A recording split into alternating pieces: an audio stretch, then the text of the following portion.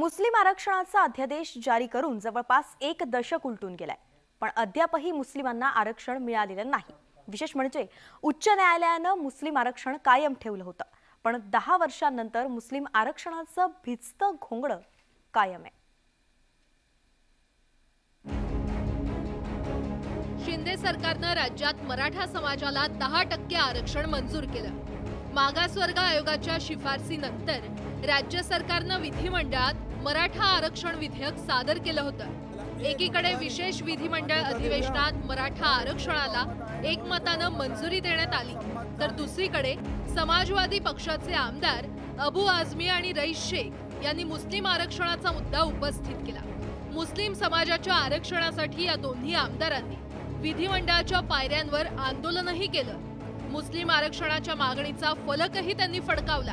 मुस्लिम समाजाला नोकरी आणि शिक्षणात 5% आरक्षणाची मागणी त्यांनी यावेळी केली। यहाँ पे अध्यादेश आ चुका है, परंतु कांग्रेस सरकार, एनसीपी एक साथ रही, बीजेपी सरकार आई, अभी फिर से सरकार चल रही है, परंतु कोई सरकार इस पे बात करने को तैयार नहीं है।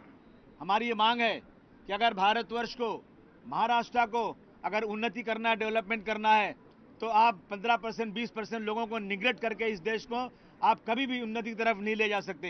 एक समुदाय के साथ लगातार अन्याय हो रहा है। 2014 साली तत्कालीन काँग्रेस राष्ट्रवादी सरकारने मुस्लिम समाजाला आरक्षण देण्याचा निर्णय घेतला होता।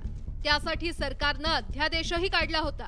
त्यानुसार मुस्लिम समाजाला शिक्षण आणि नोकरीत 5% आरक्षण जाहीर करण्यात आलं होतं। विशेष म्हणजे मुंबई उच्च न्यायालयाने मुस्लिमांना शिक्षणात 5% आरक्षण कायम ठेवण्याचा निर्णय दिला होता, पण त्यानंतर राज्यात सत्तांतर झालं आणि भाजप शिवसेना युतीच्या सरकारमध्ये मुस्लिम आरक्षण मागे पडलं।